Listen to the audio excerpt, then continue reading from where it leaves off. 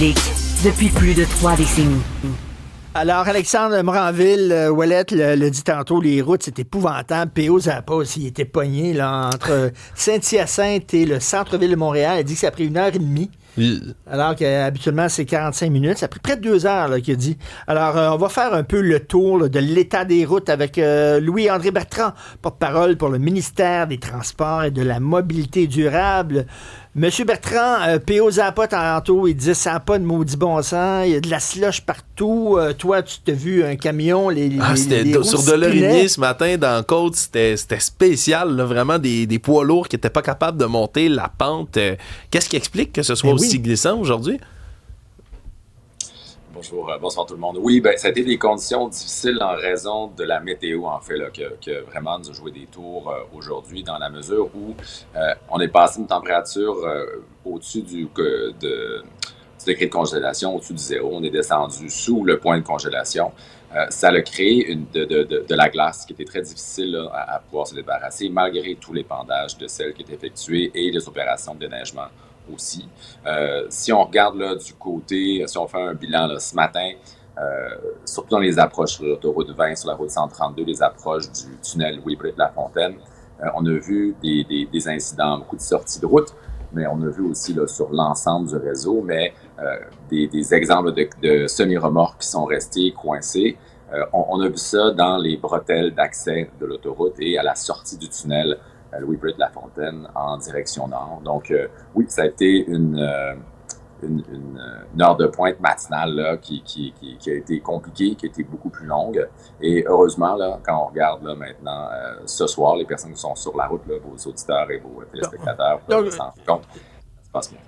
Ce que vous dites, c'est qu'il ne faut pas nécessairement blâmer l'École bleue ou la Ville de Montréal. Là, c'est plus les conditions météo. C'est sûr que moi, je représente le ministère des Transports et de la Mobilité durable. Donc, ce qui se passe sur le réseau routier montréalais, c'est plus à la Ville qui va pouvoir en parler de leurs opérations. Moi, je peux parler des opérations sur le réseau autoroutier du ministère des Transports. Et donc, les équipes, elles étaient sur le terrain. Il y a plus de... La région montréalaise, là, on parle de 240 camions de déneigement là, qui sont à pied d'œuvre. 24 heures sur 24. Donc, il y a des circuits. Je vous laisse parler.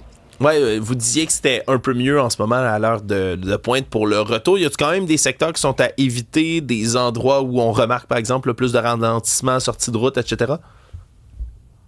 Juste avant d'entrer en ondes, j'ai regardé. On a les points chauds habituels. Là, si on regarde Décarie, Métropolitaine, la 25, la 20. Ce sont nos points chauds habituels qu'on voit. On est près de 17h30, là, donc on est plus au jaune qu'au rouge en ce moment. Donc, vraiment, quand on regardait les caméras, ça se passe beaucoup mieux ce matin. Je pense que ce matin, c'était un cas de dire si vous pouvez reporter un déplacement, ça vaut la peine de le faire. On n'est plus dans cette situation-là en ce moment-là. On se rapproche d'un retour à la normale là, parce que les précipitations de neige sont beaucoup plus faibles. Les camions, ils font, là, les véhicules, je parlais, font des circuits en boucle. Et donc, là, avec la fin des précipitations de neige, ça nous permet de reprendre le dessus et de retrouver là, des conditions. On est plus proche de partiellement enneigé, parfois là, enneigé, mais on n'est plus sur des chaussées glacées comme on a pu voir. OK, donc ça va être mieux demain, là. Oui, si on regarde là, dans la région montréalaise, on n'a plus de précipitation qui est prévue là, pour demain, au courant de la fin de semaine, je crois. Ça peut être dans l'est du Québec, possiblement. Là, on pourrait voir d'autres de la neige, mais Gatineau, région montréalaise, en dirigeant vers Québec, le pire là, semble être derrière nous. Oui, vous parliez tantôt de le point de congélation. On est en haut, en bas, en haut, en bas. Ça, on sait que c'est terrible pour la chaussée à plein d'endroits. On a vu, entre autres, la région montréalaise, c'est des nids de poules à colmater à grandeur. Pour ce qui est du réseau routier géré par le provincial, c'est un cauchemar, ça, pour vous autres, en ce moment? Ça garde nos équipes occupées, en tout cas. Comment ça fonctionne, c'est que les ouvriers, soit qui font du déneigement, soit qui font de l'entretien, donc du colmatage de nids de poules. Donc, hier, durant la journée, ils faisaient du colmatage de nids de poules. Aujourd'hui, ils sont passés au courant de la nuit là, en mode épandre du sel et déneigement. Et ils vont retourner par la suite là, en mode colmatage de nids de poules parce que, on le sait, là, avec les changements de température, dès qu'on a le gel-dégel, ça entraîne des nids de poules. On les voit beaucoup là, dans les entrées, donc dans les bretelles d'entrée et de sortie d'autoroute.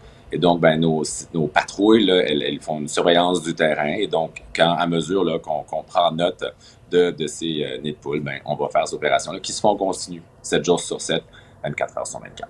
Merci beaucoup, M. Louis-André Bertrand, porte-parole pour le ministère des Transports et de la mobilité durable. On espère que la mobilité va durer, justement. Merci. Bonjour.